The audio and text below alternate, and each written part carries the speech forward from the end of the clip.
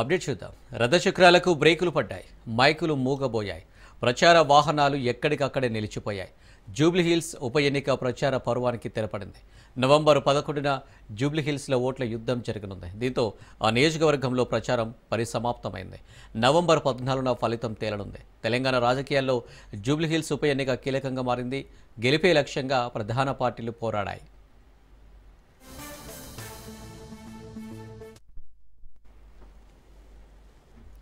కాంగ్రెస్ నుంచి నవీన్ కుమార్ యాదవ్, బీఆర్ఎస్ నుంచి మాగంటి సునీత గోపీనాథ్, బీజేపీ నుంచి లంకల దీపక్ రెడ్డి సహా వివిధ పార్టీల నుంచి పలువురు బరిలో దిగారు. Jubilee Hills bypoll result greater Hyderabad భవిష్యత్తుపై ప్రభావం చూపే అవకాశం ఉండడంతో అన్ని పార్టీలు ప్రతిష్టాత్మకంగా తీసుకున్నాయి.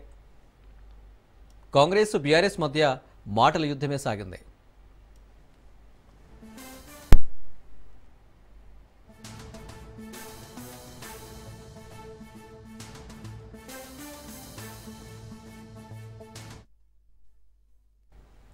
పదేండ్ల కేసీఆర్ పాలన, రెండేండ్ల రేవంత్ పాలన అన్నట్లుగా ఆరోపణలు ప్రత్యారోపణలతో ఎలక్షన్ క్యాంపెయిన్ జరిగింది.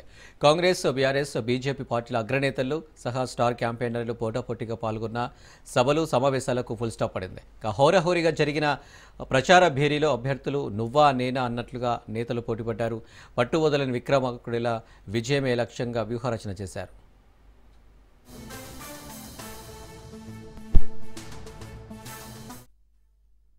పోలింగ్ టైం అదేవిధంగా కౌంటింగ్ డే అప్పుడు కూడా 14th మార్నింగ్ 6 AM నుంచి టిల్ కంప్లీషన్ ఆఫ్ కౌంటింగ్ వరకు డ్రై డే డిక్లేర్ చేయడం జరిగింది. Another important thing just want to tell you. And teams are in place. All FST and static surveillance teams లో కూడా central paramilitary force కూడా ఉండడం జరిగింది. ఈసారి ఓటర్ అసిస్టెన్స్ బూత్ ఉంటాయి ప్రతి పోలింగ్ స్టేషన్ ముందు. ఓటర్ అసిస్టెన్స్ బూత్ ఉంటాయి. And we are also giving this time facility for mobile deposit. Wheel chair provision చేస్తాం అండ్ ట్రాన్స్పోర్ట్ ఫెసిలిటీస్ కూడా చేస్తాం. Mobile deposits for all the persons are coming with the mobile for the polling station. వారికి mobile చేయడం జరిగింది. మళ్ళీ మీ ద్వారా final and important request చేస్తాం. Voter information slip is not ID card. They should bring their EPIC card లేదన్నా other toll ID cards. Aadhaar card, passbook, passport, PAN card, the different ID cards, toll ID cards అయితే already మీకు ఇచ్చే మళ్ళీ మీరు ఇస్తాం. So they should bring some ID card along with their voter information slip. Voter information slip is just to facilitate them to come to the polling station. Maximum అందరికి epic card ఉంటాయి. Let them bring the epic card. Epic card లేని వాళ్ళు Aadhaar card తప్పకుండా అందరికి ఉంటాయి. Aadhaar card లేని వాళ్ళు they can bring their passbook or passport or any other ID card issued by the government. Toll ID cards ఉండదు, ఏదైనా ఇష్యూ చేయొచ్చు, తీసుకురావచ్చు. ఐడి కార్డు లేదా బ్యాంక్ పాస్బుక్ ఉంటాయి, ఆ పాస్బుక్ అయినా వారు తీసుకురావాలి. Without ID card nobody is allowed to cast their vote. So please, చాలా మంది ఓటర్ ఇన్ఫర్మేషన్ స్లిప్ తీసుకోవడం జరుగుతుంది. ఓటర్ ఇన్ఫర్మేషన్ స్లిప్ తో పాటు they should bring some ID card. That's most important thing I just wanted to one woman home guard all together 1761 అది మన police side నుంచి పెట్టుకున్నాను. Apart from that 73 section of paramilitary forces, that is 8 companies. ఇది కూడా CISF deployment చేస్తున్నాను. So ఇది foolproof ఉంది. 12 sections also we are from our arm guard ఇది కూడా పెట్టుకున్నాం. इनके केसेस जो हैं 27 केसेस हम लोग ने बुक किया है और डिफरेंट पुलिस स्टेशन में ये केसेस हमारा इन्वेस्टिगेशन टीम जो है उस पर काम कर रहा है. That is in the notice of honourable election commission, honourable district election officers and RO के नोटिस में भी है. And we are doing a proper investigation.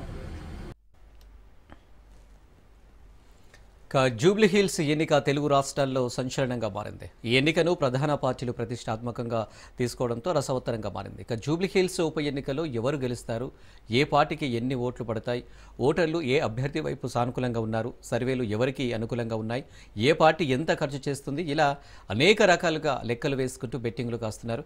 Telangana, Andhra Pradesh రాష్ట్రాల్లో జూబ్లీహిల్స్ గెలుపోటములపై జోరుగా బెట్టింగ్స్ సాగుతున్నాయి. IPL బెట్టింగ్లతో సమానంగా సాగుతుండడం గమనార్హం. గెలుపు ఓటములతో పాటు అభ్యర్థి సాధించే మెజారిటీ పైన, సెకండ్ ప్లేస్ పై కూడా పందెం రాయలు బెట్టింగ్లు కాస్తున్నారు.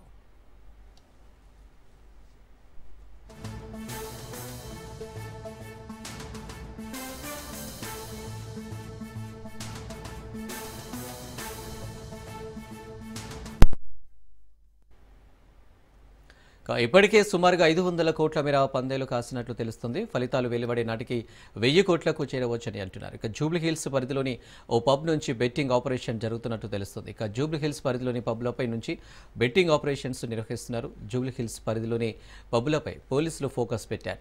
తెలంగాణతో పాటు ఆంధ్ర నుంచి సైతం బెట్టింగ్ దందా నిర్వహిస్తున్నారు.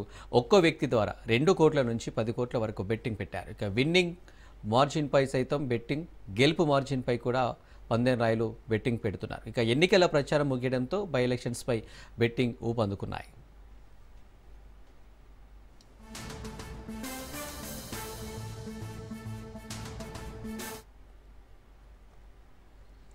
మరోవైపు బీహార్లో రెండో విడత ఎన్నికలకు సర్వం సిద్ధమైంది. ఎన్నికల ప్రచారానికి తెరపడడంతో పోల్ మేనేజ్మెంట్పై దృష్టి సారించాయి అన్ని పార్టీలు. ఇప్పటికే ఎన్డీఏ, ఇండియా కూటములు ప్రచారంతో హోరెత్తించాయి. బీజేపీ అగ్రనేతలతో పాటు కేంద్ర మంత్రులు, బీజేపీ పాలిత రాష్ట్రాల ముఖ్యమంత్రులు ప్రచారం నిర్వహించారు. అటు ఆర్జేడీ, కాంగ్రెస్, సిపిఎం అగ్రనేతలు ప్రచారంలో దూసుకెళ్లారు. ఇక బీహార్ రెండో విడతలో 122 అసెంబ్లీ స్థానాలకు ఎన్నికల పోలింగ్ జరగనుంది. ఇప్పటికే 121 స్థానాలకు తొలి విడత పోలింగ్ ముగిసింది. ఇక నవంబర్ 14న బీహార్ ఎన్నికల ఫలితం తేలనుంది. నవంబర్ 6న బీహార్లో తొలి విడత పోలింగ్ జరిగింది. ఇక రికార్డు స్థాయిలో 64.66% పోలింగ్ నమోదైంది. మొదటి దశలో 18 జిల్లాల్లో 121 నియోజకవర్గాల్లో పోలింగ్ జరిగింది.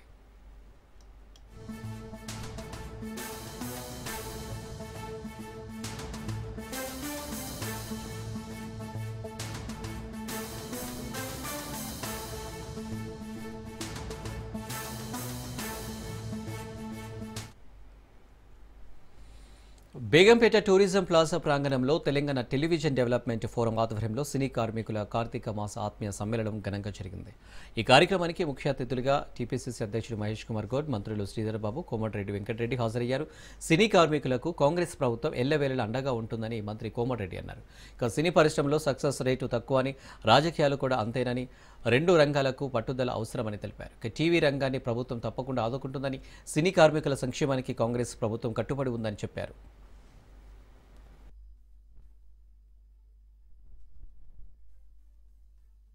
మీరందరూ కూడా మీ ఓటుతో పాటు మీ కింద పనిచేసే అసిస్టెంట్ కానీ కెమెరామెన్ సోదరులు ఉంటారు. వాళ్ళందరూ కూడా మేము ఇవాళ ఓట్ల కోసము నేను శ్రీధర్బాబు గారు చెప్పి పోయే నాయకులం అయితే 6 సార్లు మేము ప్రజాక్షేత్రంలో గెలిచే వాళ్ళం కాదు.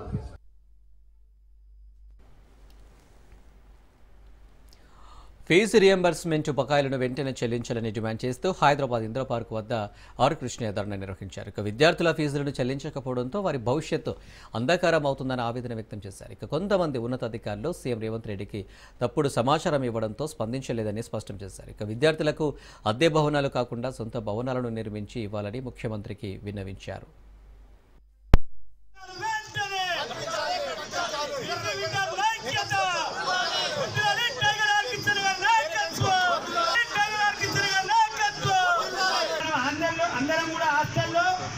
పౌష్టికమైన ఆహారం, 2 రోజులు చికెన్, రోజు విద్యార్థులు ఎక్కడ ఉంటారంటే ఆర్ కృష్ణ గారి ఆధ్వర్యంలో ఆదివారంలో ఇందిరా పార్కుల ప్రభుత్వం మీద ఉద్యమాలు ధర్నా చేసి ప్రభుత్వం ఒప్పించి మెప్పించి అవసరమైతే సెక్రటేరియట్ ముట్టేళ్లు అనేక ఈరోజు కృష్ణ గారు ఈరోజు వారానికి 2 సార్లు చికెన్, ఎగ్, బనానా పౌష్టికమైన ఆర్ కృష్ణ గారు పెట్టడం జరిగింది.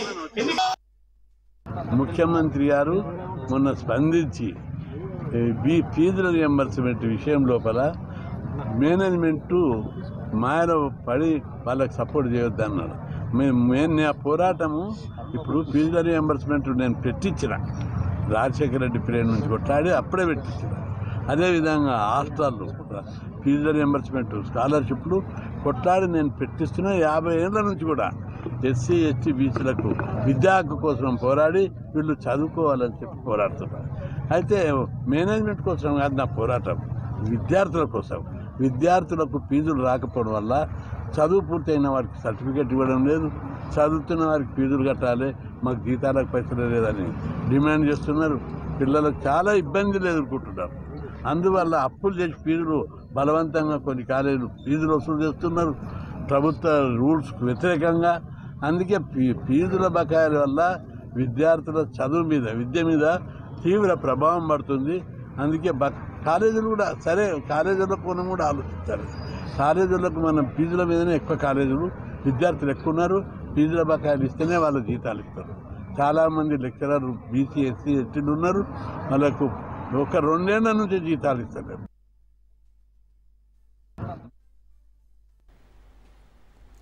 రేపు ఏపీ కేబినెట్ భేటీ కానుంది. ఉదయం 11 గంటలకు సీఎం చంద్రబాబు అధ్యక్షతన సమావేశం కానున్నారు. ఈ నెల 14, 15వ తేదీలో విశాఖలో జరిగే పెట్టుబడుల సదస్సుపై చర్చిస్తారు. ఇప్పటికే సదస్సు ఏర్పాట్ల బాధ్యతలు మంత్రులు, అధికారులకు అప్పగించారు సీఎం చంద్రబాబు.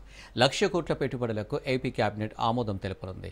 మోంతా తుఫాన్ ప్రభావం, నష్టం అంచనాల పరిహారంపై చర్చించనున్నారు. ఇక పలు సంస్థలకు భూ కేటాయింపులకు గ్రీన్ సిగ్నల్ ఇవ్వనుంది మంత్రివర్గం. నూతన జిల్లాలు, రెవెన్యూ డివిజన్ ఏర్పాటు, సబ్ కమిటీ నివేదికపై చర్చించనుంది కేబినెట్.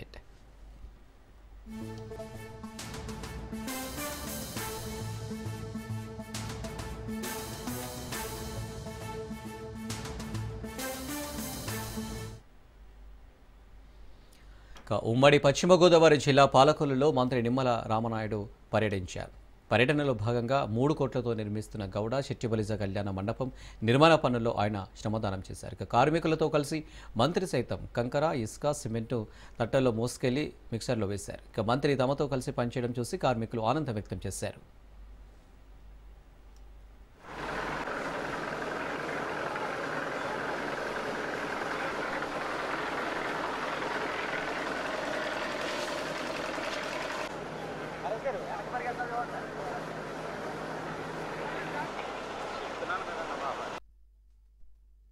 పాలకొల్లులో ఉన్నటువంటి గౌడ శెట్టిబలిజ కళ్యాణ మండపంకి ఈరోజు 3 కోట్ల రూపాయలు నిధులు కేటాయించి ఆ పనులు శరవేగంగా పరిగెత్తించి పనిచేసేలాగా ప్రతి వారము కూడా రివ్యూ చేస్తూ ఈరోజు ఆ యొక్క నిర్మాణ పనుల్లో కూడా శ్రమదానం చేయడం చాలా తృప్తి, ఆనందాన్ని కలిగించింది. ఎందుకంటే తెలుగుదేశం అంటే బీసీ, బీసీ అంటే తెలుగుదేశం. ఎప్పుడు కూడా తెలుగుదేశం పార్టీ అన్న నందమూరి తారక రామారావు గారి దగ్గర నుండి అన్న చంద్రబాబు నాయుడు గారి వరకు ఎప్పుడు బీసీలకి ప్రాధాన్యత ఇస్తూ ఉంటారు. దానికి ఉదాహరణే మన పాలకొల్లు నియోజకవర్గంలో ఉన్నటువంటి గౌడ శెట్టిబలిజ భవనం. ఆ రోజు 14, 19 నేను మొదటిసారి ఎమ్మెల్యేగా ఉన్నప్పుడు ఈ గౌడ శెట్టిబలిజ భవనానికి ఆ రోజు 1,50,00,000 రూపాయలు నిధులు ఇచ్చి అందులో కొంతమేర నిధులు ఖర్చు పెట్టి మొదటి స్లాబు నిర్మాణం వరకు పనులు చేయడం జరిగింది. తర్వాత ప్రభుత్వం మారింది. 5 సంవత్సరాల వైఎస్ఆర్సీపీ పాలనలో మళ్ళీ ఒక చిల్లి గవ్వ కూడా ఈ గౌడ శెట్టిబలిజ భవనానికి ఖర్చు పెట్టినటువంటి పరిస్థితి లేదు. దీని వంక చూసినటువంటి పరిస్థితి కూడా లేదు. మళ్ళీ ఈరోజు కూటమి ప్రభుత్వం అధికారంలోకి వచ్చిన తర్వాత మళ్ళీ 3 కోట్ల రూపాయలు అదనంగా ముఖ్యమంత్రి చంద్రబాబు నాయుడు గారి సహకారంతో నిధులు కేటాయించడమే కాదు, ఏజెన్సీని ఫిక్స్ చేసి పనులు కూడా మొదటి సంవత్సరంలోనే ప్రారంభించి పనిచేస్తున్నామని అంటే విజయవాడలో ఎంపీ చిన్ని, ఎమ్మెల్యేలు బోండా ఉమా, వసంత కృష్ణప్రసాద్ పర్యటించారు. పర్యటనలో భాగంగా గొల్లపూడిలో 1.50 కోట్ల రూపాయలతో పలు అభివృద్ధి పనులకు శంకుస్థాపన చేశారు. అనంతరం గొల్లపూడి మార్కెట్ యార్డ్లో ధాన్యం కొనుగోలు కేంద్రాన్ని ప్రారంభించారు. ఇక రైతులు విక్రయానికి తెచ్చిన ధాన్యాన్ని పరిశీలించారు. కూటమి సర్కారు సంక్షేమంతో పాటు అభివృద్ధికి కూడా ప్రాధాన్యత ఇస్తుందని ఎమ్మెల్యే వసంత కృష్ణప్రసాద్ తెలిపారు.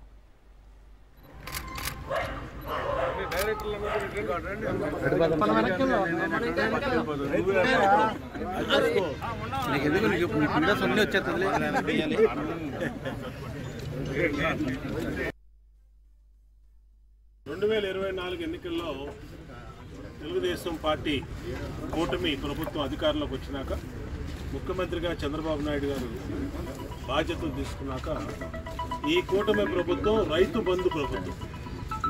రైతులకి అన్ని రకాలుగా అండగా ఉంటా ఉంది. ఇప్పటికీ ఎన్నికల్లో ప్రామిస్ చేసినటువంటి రైతులకి 20,000 వేస్తామన్నది మొదటిసారి 7,000 రూపాయలు వాళ్ళ ఖాతాలో వేసాం. అట్లాగే ఇన్పుట్ సబ్సిడీ, అలాగే మొన్న తుఫానుకి దెబ్బతిన్న వాళ్ళకి 25,000 రూపాయలు. ఈ పంట ఎక్కువ వచ్చి కొన్ని చోట్ల ఇబ్బంది పడుతూ ఉన్నారు.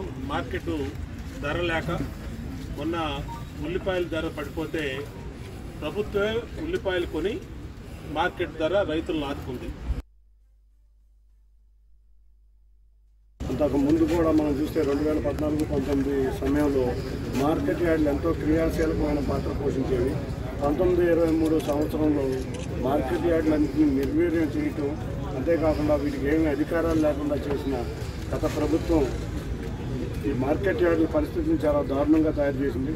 అప్పటి నుంచి కూటమి ప్రభుత్వం అధికారంలోకి వచ్చినాక కమిటీలను ఏర్పాటు చేయడమే కాకుండా మార్కెట్ యార్డ్ గొల్లపూడి మార్కెట్ యార్డ్కి సుమారు 10 కోట్ల విలువైన పనులు శాంక్షన్ చేయడం, దాంట్లో ముఖ్యంగా ఇవాళ ఇంటర్నల్ సీసీ రోడ్లు ఓపెన్ చేయడానికి వచ్చిన అతిథులందరికీ కూడా ధన్యవాదాలు తెలుపుకుంటూ, అదేవిధంగా ఈ గొల్లపూడి మార్కెట్ యార్డ్ మనం చూసుకుంటే ఆంధ్రప్రదేశ్లోనే అత్యంత ప్రతిష్టాత్మకమైన మార్కెట్ యార్డ్. ఈ మార్కెట్ యార్డ్ని మనం అందరం కూడా చక్కగా మంచి ప్రజలందరికీ ఉపయోగకరంగా ఉండే విధంగా తీసుకెళ్తామని తెలియజేసుకుంటూ అందరికీ సెంట్రల్ శాసనసభ్యులు బోండా ఉమామహేశ్వరరావు, పార్లమెంట్ సభ్యులు కేసీఆర్ చిన్ని గారు కలిపి గొల్లపూడి మార్కెట్ యార్డ్లో 10,35,00,000 విలువైన పనులు వివిధ దిశల్లో ఉన్నాయి. వాటిలో 1,50,00,000 విలువైనటువంటి అంతర్గత రహదారుల నిర్మాణం పూర్తయింది.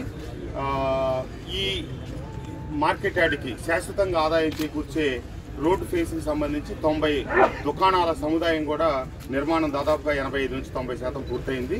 త్వరలో కూడా నిర్మాణం పూర్తయ్యి ఈ మార్కెట్ యార్డ్కి ఆదాయం కూడా సమకూరబోతూ ఉంది. అట్లాగే రైతు బజార్ నిర్మాణం కూడా చివరి దశలో ఉంది. త్వరలో రైతు బజార్ నిర్మాణం కూడా పూర్తవుతుంది. ఈ గొల్లపూడి రైతాంగం గతంలో ఏవైతే ఈ భూములు ఇచ్చి ఈరోజు ఈ మార్కెట్ యార్డు రాష్ట్రంలో అత్యంత ప్రతిష్టాత్మకమైనటువంటి మార్కెట్ యార్డులో ఒకటిగా నిలిచిందంటే ఇది గొల్లపూడి రైతుల యొక్క త్యాగ ఫలం అని చెప్పి నేను చెప్తా ఉన్నాను. అట్లాగే ఎప్పుడో పాత షెడ్లు నిర్మాణం జరిగి భూమికి ఇప్పుడు కిందకి దిగువకి వెళ్ళినందువల్ల రైతులు నిల్వ. చిత్తూరు జిల్లాలో కుంకి ఏనుగుల కేంద్రాన్ని డిప్యూటీ సీఎం పవన్ కళ్యాణ్ ప్రారంభించారు. పలమనేరు మండలం ముసలిమడుగులో 20 ఎకరాల్లో దీన్ని ఏర్పాటు చేశారు. కర్ణాటక నుంచి 4 కుంకి ఏనుగులను తెచ్చినట్లు పవన్ కళ్యాణ్కు అధికారులు తెలిపారు. ఇక వీటి ద్వారా జనవాసాలు, పొలాలకు వచ్చే అడవి ఏనుగులను ఎలా కట్టడి చేస్తారో వివరించారు. కుంకి ఏనుగుల విన్యాసాలను పవన్ కళ్యాణ్ తిలకించి వాటికి ఆహారం తినిపించారు.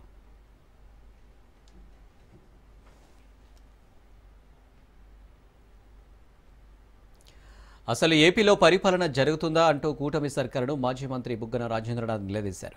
కూటమి సర్కారు ఉద్యోగులను మోసం చేసిందని మండిపడ్డారు.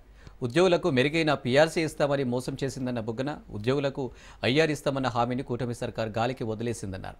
ఏడాదిన్నర గడిచినా చంద్రబాబు పీఆర్సీ ఊసు ఎత్తడం లేదంటూ బుగ్గన ఆగ్రహం వ్యక్తం చేశారు. నవంబర్లో అరియర్స్ అంటే ఎప్పుడు 1 జనవరి 2024లో ఇవ్వాల్సినది నవంబరు 25లో ఇస్తూ ఆ బకాయిలు ఏదైతే ఉన్నాయో ఎగ్జిట్ ఫ్రమ్ గవర్నమెంట్ సర్వీస్ అసలు ఈ పదమే ఇప్పుడు చూడలేదు. ఆగస్టులో ఒక భాగము, నవంబర్లో ఇంకొక భాగము, ఫిబ్రవరి 27లో ఇంకొక భాగం, అంటే 3 భాగాలు చేసి ఆ ఒక్క డిఏ ఏవైతే అరియర్స్ ఉన్నాయో బకాయిలు ఉన్నాయో అది 3 విడతలుగా ప్రతి నెల 1వ తారీఖు జీతాలు, పెన్షన్లు చెల్లిస్తాం. వీరికి రావాల్సిన బకాయిలు కూడా చెల్లించే ఏర్పాటు చేయబడుతుంది. ఈ నెల 5వ తారీఖు దాటిన తర్వాత కూడా ఇంకా కొంతమంది ఇంకా జీతాలు రాలేదు. ఒక 2 నెలల్లో 3 నెలల్లో ఫస్ట్లో ఇవ్వడమే తప్ప ప్రతి నెల లేట్ అవుతూనే వస్తుంది. వైఎస్ఆర్సీపీ ప్రభుత్వము 2024 దిగిపోయే ముందర జీపీఎఫ్ ప్రావిడెంట్ ఫండ్ 100% 1353 కోట్లు ఉద్యోగస్తుల బకాయిలు చెల్లించిన మాట వాస్తవమా కాదా? ఏపీ జిఎల్ఐ 100% 312 కోట్లతో చెల్లించిన మాట వాస్తవమా కాదా? మెడికల్ రీయింబర్స్మెంట్ ఈహెచ్ఎస్ 194 కోట్లు చెల్లించిన మాట వాస్తవమా కాదా? అన్ని చెల్లించి జీరో చేయడం జరిగింది 2024 మార్చికి అంతా కూడా. ఇప్పుడు మీవండి. అదే కాకుండా వైఎస్ఆర్సీపీ ప్రభుత్వము 11 డిఏలు ఇవ్వడం జరిగింది. 1 జూలై 2023 వరకు అన్ని డిఏలు కూడా ఇచ్చేయడం జరిగింది.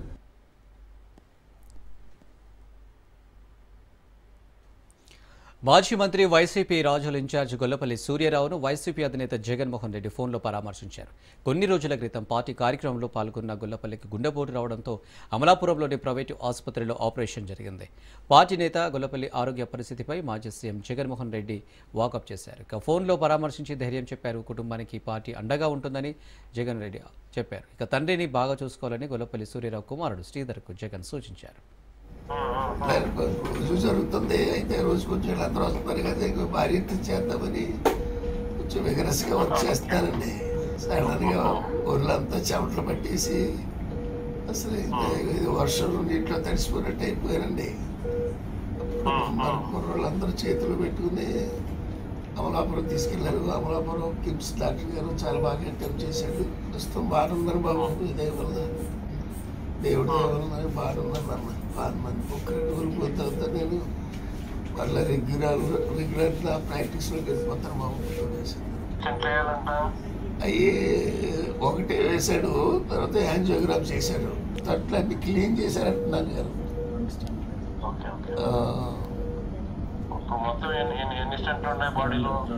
రెండు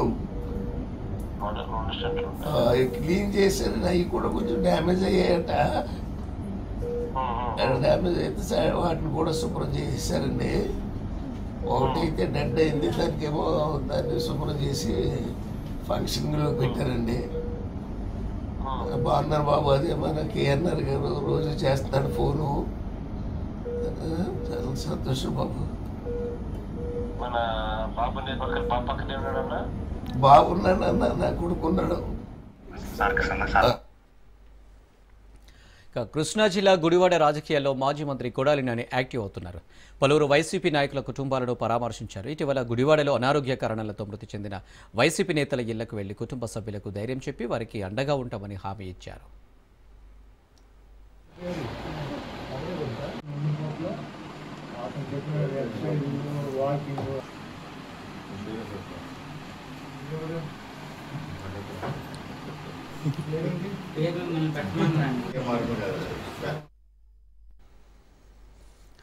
టీడీపీని రైల్వే కోడూరు ఇష్యూ కుదిపేస్తుంది. 2024 ఎన్నికల్లో సీటు కోసం 7 కోట్లు ఇచ్చినట్లు టీడీపీ నేత సుధా మాధవి ఆరోపణలు గుప్పించారు. ఎన్ఆర్ఐ తానా మాజీ అధ్యక్షుడు వేమన సతీష్కు 7 కోట్లు ఇచ్చినట్లు సుధా మాధవి సెల్ఫీ వీడియోలో కన్నీళ్లు పెట్టుకున్నారు.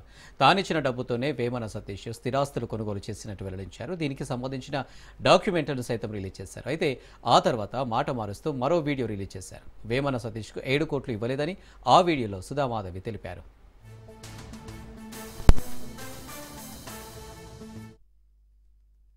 సతీష్ అమెరికా టానా అధ్యక్షుడనే అతను మమ్మల్ని నమ్మించి మా దగ్గర 7 కోట్ల డబ్బులు తీసుకొని మాకు టికెట్ ఇప్పిస్తానని చెప్పి నమ్మబలికి మా ఆయన్ను మొత్తం తిప్పుకొని ప్రతి ఊరు తిప్పి ఆయన కాడికి ఈయన కాడికి అందరి కాడికి మీరు చంద్రబాబు నాయుడు సార్ గారు తెలుసు, లోకేష్ సార్ గారు తెలుసు, పవన్ కళ్యాణ్ సార్ గారు తెలుసు, అందరూ తెలుసు మాకు, మీకు టికెట్ ఇప్పిస్తానని చెప్పి నమ్మబలికి సార్ మమ్మల్ని ఎంతగానో ఇబ్బంది పడిపోతున్నాం సార్. దయచేసి మాకు బాధ ఆలోచించండి సార్. మీరు తప్ప మాకెవరూ సాయం చేయలేరు సార్. దయచేసి మా డబ్బులు మాకు ఇప్పింది సార్. అతన్ని మేము ఎన్నిసార్లు అడిగినా సార్ మాకు ఇస్తానని చెప్పి చాలా వరకు మమ్మల్ని మొబ్బు పెట్టినాం సార్. తెలుగుదేశం పక్క టికెట్ ఆశించి చాలా వరకు కష్టపడి అన్నీ చేసినాము. బాబు భవిష్యత్తు అంటే ఇల్లు చేసినాము. అవి చూసిన బుగ్గిల చంద్రబాబు నాయుడు అన్న వేమన్న సతీష్ అన్నకు అందరూ తెలుసు, ఆయనతో మీకు టికెట్ ఇప్పిస్తాను, మీతో డబ్బులు ఎంత ఉన్నాయి అని చెప్పి తీసుకొని 2 కోట్లు తీసుకున్నాడు. 2 కోట్లు తీసుకున్న తర్వాత అవి 2 కోట్లు కాదు, ఇంకా కావాలి, మీ కాడ ఏమన్నా ఫ్లాట్ ఉంటే పెట్టమన్నారు. అప్పుడు మా ఇంటి ఆయన ఫ్రెండ్ రాజన్న కాడ 4.5 ఎకరా రాజంపేటలో మెకిడినపల్లిలో ఉన్నాయి స్థలం ఉండింది. ఆ స్థలం పెట్టి టికెట్కి నేను డబ్బులు ఇస్తానమ్మా, ఆ స్థలం పెట్టు రిజిస్టర్ చేపి అన్నాడు. ఆయనకు రిజిస్టర్ చేయడం అయింది. మాకు 7 లక్షలు ఇచ్చినాడు ఆయన భూమిలోకి, ఇంకేమి ఇవ్వలేదు. కానీ అది మళ్ళీ టికెట్ రాకుండా రిటర్న్ చేసిమంటే నేను 1 కోటి చిల్లర కట్టితే కానీ నేను చేసి రిటర్న్ అన్నాడు. సరే ఆ డబ్బులు కట్టించుకొని రిటర్న్ చేయించినాడు. సైబర్ నేరాలపై ప్రజలు అప్రమత్తంగా ఉండాలని తెలంగాణ డీజీపీ శివధర్ రెడ్డి సూచించారు. Phone call, social media, online ఇంటరాక్షన్తోనే సైబర్ కీటుగాలు నేరాలు చేస్తున్నారని తెలిపారు. పాత నేరస్తుల మాదిరిగానే కొత్త నేరస్తులు కూడా డేటాను సులభంగా సేకరిస్తున్నారని చెప్పారు. ఎవరు ధనవంతులు, ఏ లొకేషన్లో ఎవరు ఉంటారు, వయసు, లింగం వంటి వివరాలు అన్నీ తెలుసుకుని వారిని లక్ష్యంగా సైబర్ మోసగాలు ఎంచుకుంటున్నారని తెలిపారు. ఇది సాధారణ సమస్య కాదని, ఒక తీవ్రమైన సామాజిక సమస్యగా మారిందని డీజీపీ శివధర్ రెడ్డి వెల్లడించారు.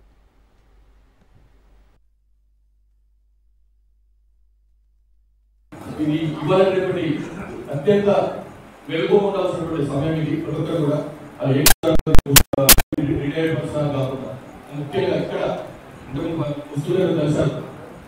చాలా మంది highly distinguished persons, very well known persons, highly limited people.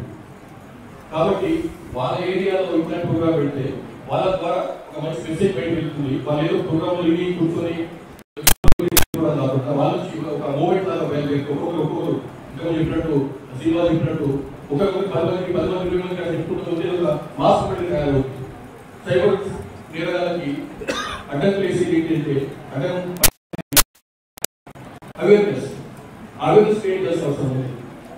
మీకు తెలుసు తెలంగాణ పోలీస్ ఇది గొప్పది కూడా కాదు, but it is very we go you really go with praises that we are one of the best in the country, maybe global in the country as far as this kind of IT and cyber. వాళ్ళు చాలా మంది వచ్చేసి ఇప్పుడు already cyber crime start అయిన కొద్దిలోనే almost your started our organisation cyber security bureau అని చెప్పి Telangana state cyber security bureau. There is a steep increase in the cyber crimes. I think almost everybody has been touched or has been cheated by this cyber criminals over a decade. So to ensure that each and every citizen of this city is aware of the cyber crimes, Hyderabad City Police has taken a historical program of reaching each and every home, each and every citizen through a program called as Jagrat Hyderabad, Surakshit Hyderabad. We are also launching a volunteering program. ఎందుకంటే మనము ఒకరే చైతన్యం కాదు, ప్రజలందరూ కూడా చైతన్యం కావాలి, ప్రజల్లో ఒక అవేర్నెస్ రావాలని చెప్పే ఉద్దేశంతోని we are going to launch a volunteering program also called as Cyber Simba. So we will be acting as a volunteer on behalf of the city police to ensure that there is awareness among the citizens about these cyber crimes. Already our DCP and additional DCP has spoken about this. దేశంలో భారీ ఉగ్రకుట్రను Gujarat anti terrorism squads భగ్నం చేస్తుంది.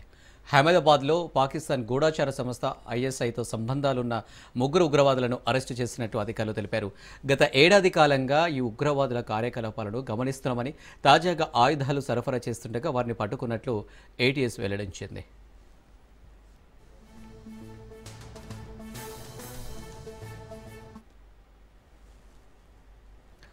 యాదాద్రిలో కొబ్బరికాయ ధరలు కొండెక్కాయి. భక్తుల జేబుకు వర్తకులు చిల్లు పెడుతున్నారు. యాదాద్రి శ్రీ లక్ష్మీ నరసింహస్వామి దర్శనానికి వచ్చే భక్తులను కొందరు వర్తకులు నిలువు దోపిడీ చేస్తున్నారు. కొండపై ఒక కొబ్బరికాయ ధర 100 రూపాయలకు అమ్ముతున్నారు. ఎందుకు ఇంత రేటుకు అమ్ముతున్నారని ప్రశ్నించిన భక్తులపై బలుపు చూపిస్తున్నారు వర్తకులు.